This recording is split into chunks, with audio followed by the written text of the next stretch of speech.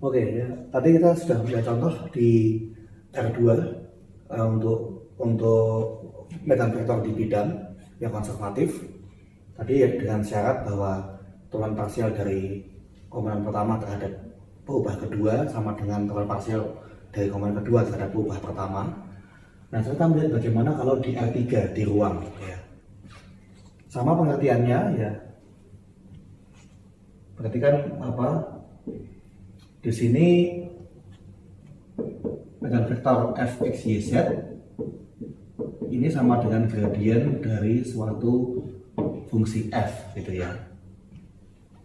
Ya, untuk ya suatu fungsi skalar fxyz.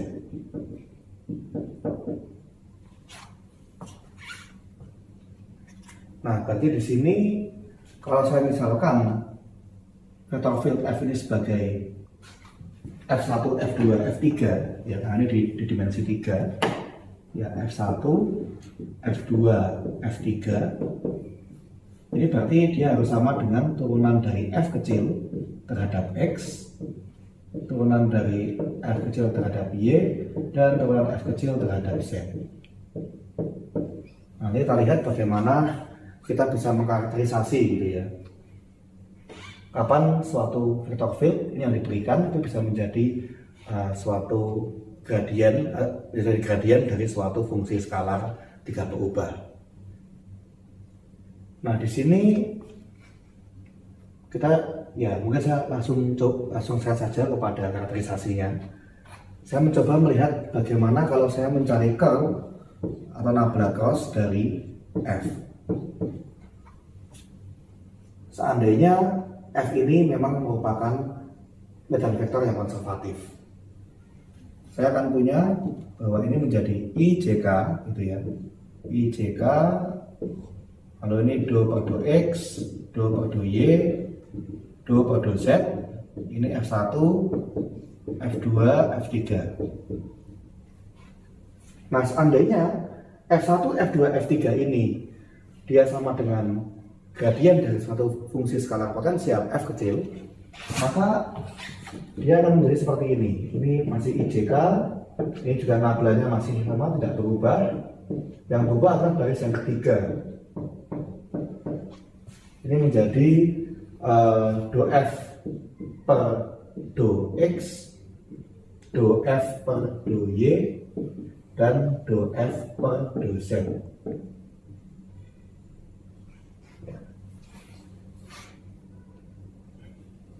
Ya, kalau kita coba kita hitung ya darab silangnya, ini akan menjadi untuk yang komponen I, berarti kan determinan yang kanan bawah, ini menjadi do kuadrat f per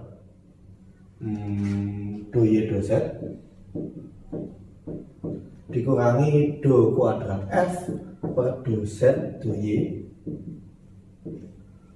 I begini, ditambah dengan yang komponen J, berarti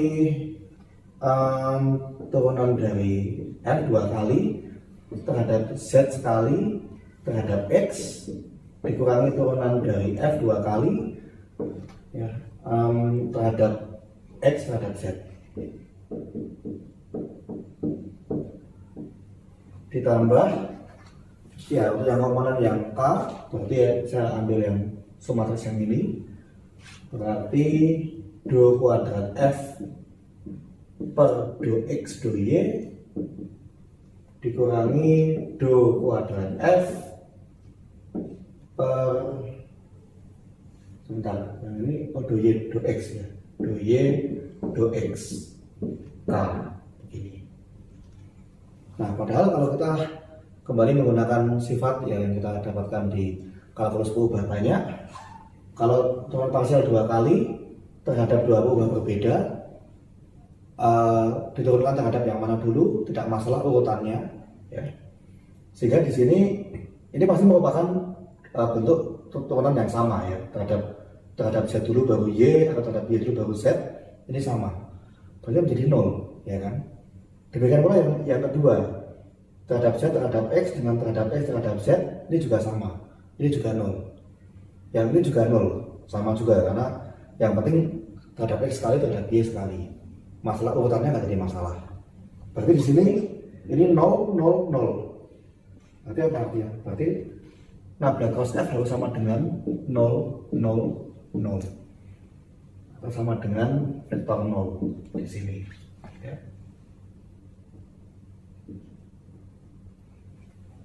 Nah, jadi ini tujuannya kenapa tadi saya menekankan terlebih dahulu mengenai nabla cross ya, atau curl dari F ya. Ya, ini lagi tulis ini curl dari F gitu ya. Curl dari F. Ya, karena ini berhubungan juga ya. Ternyata kalau suatu medan vektor itu konservatif di ruang R3, maka nanti curl dari F besar itu akan sama dengan 0. Ya, ini kira kalau saya membaca interpretasi fisika itu suatu medan vektor yang tidak dapat dirotasi ya. Tapi saya juga kurang paham ya, bagaimana maknanya gitu ya. Mungkin kalau dihubungkan dengan gaya gaya elektromagnetik atau semacamnya gitu ya. Saya juga saya tidak paham yang bagian itu ya. Ya mungkin untuk membuktikan sebaliknya itu nanti itu agak sedikit cukup sulit gitu ya, bahwa kalau nabla cross F sama dengan 0 maka dia konservatif gitu ya, dan itu nanti malah muncul di saat kita membahas mengenai integral garis. Jadi nanti akan ada sifatnya juga ya. Jadi kalau misalkan suatu medan vektor itu konservatif, maka nanti integral garisnya akan independen terhadap lintasan. Ya, tapi ya, kita bisa menerima suatu syarat perlu ya, yaitu nabla cross F ya, ini sama dengan 0 ya. Ya, di sini saya tuliskan ya, 0-nya dengan simbol vektor, karena ini adalah vektor 3 dimensi. Nah, setelah ini akan saya teruskan dengan contoh ya, untuk medan vektor yang konservatif di R3, sekaligus bagaimana cara mencari fungsi skalar potensialnya. Kita lihat pada sebuah contoh. Saya punya vektor field F besar X, Y, Z itu adalah 2x Y pangkat 3 Z pangkat 4, 3x pangkat 2 Y pangkat 2 Z pangkat 4, 4x pangkat 2 Y pangkat 3 Z pangkat 3. Nah, kita coba cek ya, bagaimana kalau kita cari nabla cross-nya gitu ya. Mencari curl dari F. Nabla cross F ya, ini berarti ya kita mencari dalam silangnya ya. I, J, K begini, turunan terhadap X, turunan terhadap Y, turunan terhadap Z. Lalu kita masukkan masing-masing komponennya, 2x Y pangkat 3 Z pangkat 4, lalu ini 3x kuadrat Y kuadrat Z pangkat 4, lalu yang ini 4x kuadrat Y pangkat 3 Z pangkat 3. Maaf ini kebablasan. Oke. Ya, tapi ini menjadi ya, yang komponen I berarti turunan dari 4x kuadrat Y pangkat 3 Z pangkat 3 turunkan terhadap Y dikurangi dengan turunan dari 3x pangkat 2 Y pangkat 2 Z pangkat 4 terhadap Z, turunan dari 2x Y pangkat 3 Z pangkat 4 terhadap Z dikurangi turunan dari Ya, 4x pangkat 2 y pangkat 3 z pangkat 3 terhadap x, koma, ya ini turunan dari 3x kuadrat y kuadrat z pangkat 4 terhadap x dikurangi dengan turunan dari 2xy pangkat 3 z pangkat 4 terhadap y. Ya, betul. Ya, di sini kita coba kita hitung ya ke 6 turunan parsial ini. Ya, ini nanti kita dapatkan jadi terhadap y berarti menjadi 12 x kuadrat y kuadrat z pangkat 3 dikurangi dengan terhadap z berarti ini z pangkat 4 berarti kali 4 ya 12 x kuadrat y kuadrat z pangkat 3 koma ini terhadap z ya, ini berarti kali 4 8 x y pangkat 3 z pangkat 3 dikurangi ini terhadap x pangkat 2 jadi 2x berarti 8x y pangkat 3 z pangkat 3 koma ini terhadap x berarti 6x y pangkat 2 z pangkat 4 koma dikurangi ini terhadap y ya kalikan 3 berarti 6x y kuadrat z pangkat 4. Ya, ternyata semuanya ya ini pasal yang sama ya dikurangkan begitu. Ya, berarti ini pasti jadi 0 0 0 0 0 0. Ya, tentunya ini suatu hal yang tidak selalu terjadi pada sebaran vector field. Ya. Dan kalau dia memenuhi seperti ini, ya maka dia berarti F ini merupakan suatu vector field yang konservatif. Ya, mungkin bukti secara analisis agak sedikit sulit untuk membuktikan sebaliknya, tetapi nanti kita bisa melihat dari contoh kita mencoba mencari fungsi skala potensialnya, kita akan melihat bahwa itu memang sesuatu yang doable. Kita sudah membuktikan bahwa contoh dari vector field yang kita berikan untuk yang di R3 ini merupakan suatu vector field yang konservatif. Nah, kita coba lihat bagaimana kita menemukan fungsi skala potensialnya. Itu artinya karena ini di R3 vector fieldnya punya 3 komponen yaitu fungsi F1, F2, F3. Berarti kalau fungsi potensialnya kalau turunkan terhadap X harus sama dengan F1, turunkan terhadap Y jadi F2, dan turunkan terhadap Z menjadi F3. Nah, kita coba kita uraikan dari masing-masing persamaan. Di sini fungsi F kecil, fungsi skala potensial, kalau diturunkan terhadap X, hasilnya adalah 2X Y pangkat 3 Z pangkat 4. Berarti di sini saya bisa dapatkan kalau Fx y z ini ya berarti saya integralkan ya 2x y pangkat 3 z pangkat 4 terhadap x. Ya, berarti di sini y pangkat 3 z pangkat 4 nya sebagai konstanta, 2x ditekankan menjadi x pangkat 2. Berarti ini x pangkat 2 y pangkat 3 z pangkat 4. Nah, tambah suatu konstanta. Nah, konstantanya adalah konstanta kalau dia diturunkan terhadap X, berarti dia masih mungkin memuat Y dan Z ya, karena untuk turunan parsial terhadap X, Y dan Z adalah konstan. Oke, nah sebetulnya namanya GYZ. Oke ya, jadi X pangkat 2 Y pangkat 3 Z pangkat 4 tambah GYZ.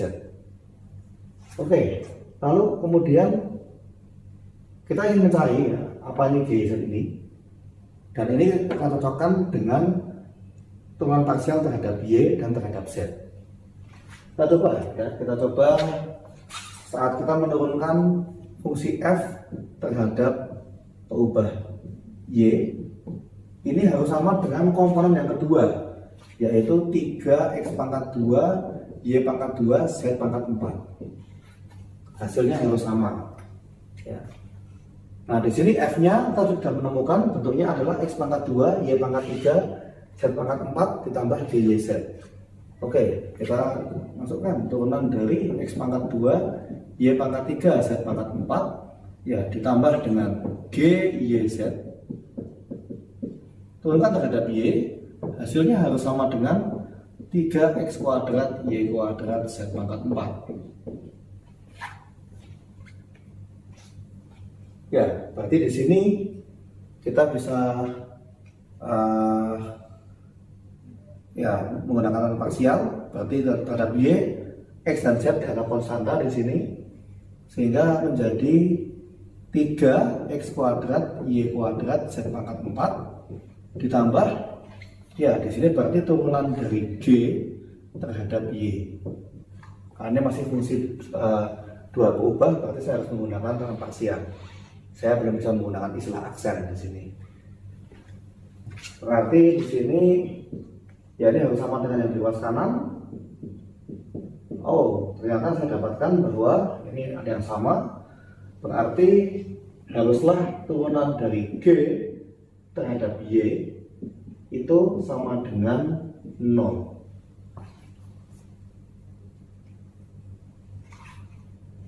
Ya, saya dapatkan bahwa turunan dari G terhadap Y sama dengan 0. Nah, artinya karena G ini fungsi dengan mengubah Y dan Z, tapi satu turunan terhadap Y sama dengan 0, berarti dia merupakan konstan terhadap Y. Berarti dia hanya memuat mengubah Z. Ya. Ya, berarti di sini GYZ ini adalah, ya mungkin supaya tidak sama, HZ gitu ya. Ya. Karena kalau misalnya masih memuat Y, mestinya turunannya terhadap Y kan nggak jadi 0 ya. Kalau yang 0 kan harus konstan terhadap Y. Berarti dia masih boleh memuat Z. Ya supaya membedakan ya saya sebut saja HZ gitu ya. Oke. Ya, mendapat sesuatu di sini. Kemudian persamaan yang ketiga. Ya, persamaan yang ketiga. Turunan dari F terhadap Z itu harus sama dengan komponen yang ketiga, yaitu 4X kuadrat Y pangkat 3 Z pangkat 3. Nah, kita sudah tahu bahwa F ini berbentuk X pangkat 2, Y pangkat 3, Z pangkat 4 tambah GYZ. Padahal GYZ ternyata dia nggak memuat unsur Y, sehingga sama dengan HZ. Oke, berarti kalau seperti itu, ini turunan dari apa? X pangkat 2, Y pangkat 3, Z pangkat 4 ditambah HZ terhadap Z. Ya. Ini harus sama dengan 4X pangkat 2, Y pangkat 3, Z pangkat 3.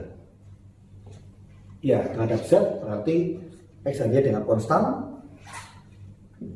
Z pangkat 4 jadi 4Z pangkat 3, berarti ini 4X pangkat 2, Y pangkat 3, Z pangkat 3 ditambah HZ terhadap Z, turunkan H aksen Z.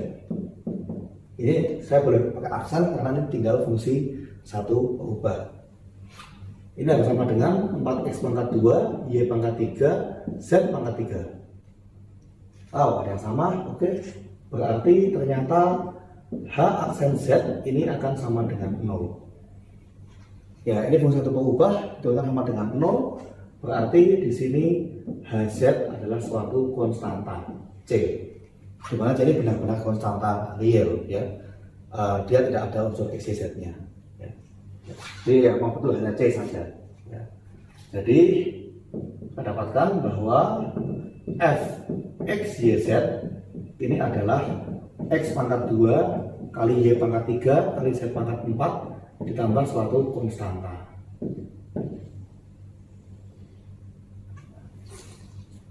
Ya, di sini ini kebetulan bahwa di luar X pangkat 2, Y pangkat 3, Z pangkat 4 ini itu memang hanya sebuah konstanta. Tapi secara umum sebenarnya GYZ ini bisa jadi merupakan fungsi yang memuat Y dan atau Z. Ya, tapi kebetulan kita dapatkan setelah kita masukkan ke persamaan kedua, kebetulan ternyata turunan dari G terhadap Y sama dengan 0. Kemudian kita masukkan lagi ke persamaan ketiga, karena turunan terhadap Z-nya juga sama dengan 0. Berarti ini memang hanya suatu konstanta, tidak ada Y atau Z-nya. Tapi untuk case yang lain, sangat mungkin Anda menemukan bahwa mungkin G, Y, Z ini memang benar-benar merupakan fungsi dalam Y dan Z. Ya, Anda sebenarnya dalam mengerjakan juga tidak harus mulai dari X dulu. Anda juga bisa mulai dari persamaan kedua dulu. Kalau Anda mulai dari persamaan kedua, berarti nanti hasilnya menjadi sesuatu tambah fungsi dalam X dan Z. Lalu baru dicari nanti fungsi apa. Anda juga boleh mulai dari yang ketiga dulu. F kuadrat sama dengan ini, lalu kemudian F-nya adalah suatu fungsi ditambah G dari XY. Itu juga bisa. Ya, pada akhirnya nanti juga akan ada 3 persamaan yang digunakan, dan nanti Anda akan mendapatkan hasil akhir bahwa itu harus merupakan fungsi yang betulnya eksplisit. Ya, dan mungkin juga memang hanya sebuah konstanta. Mungkin juga ya memang fungsi yang masih ada perubahan yang lain. Ya, jadi ini contoh bagaimana kita menunjukkan ya bahwa suatu vektor field, suatu medan vektor itu konservatif. Untuk yang R3 yaitu dengan mencari curl-nya nabla cross F itu sama dengan 0. Kemudian setelah itu untuk fungsi skala potensialnya kita bisa menggunakan ya persamaan dari 3 buah tolak parsial. Ya, saya rasa juga metode yang sama juga Anda pelajari waktu di PDB ya, untuk mencari solusi dari persamaan diferensial eksak. Ya, jadi itu untuk yang medan vektor konservatif. Lalu di pertemuan berikutnya kita akan membahas mengenai integral garis atau integral lintasan, yaitu integral ya kalau di satu perubahan kita pakainya interval ya dari A sampai B. Tapi kalau di bidang misalkan gitu ya, integral dari titik A, B ke C, D itu kan bisa ada banyak lintasan. Nah, jadi kita kan mengintegralkannya kan juga bergantung pada lintasannya. Misalkan dari 0,0 ke 1,1 itu kan bisa menggunakan garis lurus, bisa juga menggunakan katakanlah seperempat lingkaran juga bisa. Bisa juga menggunakan parabola Y sama dengan X kuadrat seperti itu. Nah, secara umum nanti integral garis itu dia bergantung pada lintasannya. Tapi ternyata kalau dia merupakan fungsi yang diintegralkan itu merupakan suatu medan vektor yang konservatif, ternyata itu bisa independen terhadap lintasan. Yaitu yang akan kita pelajari di materi yang berikutnya. Saya rasa cukup demikian untuk materi kita hari ini. Terima kasih dan selamat siang.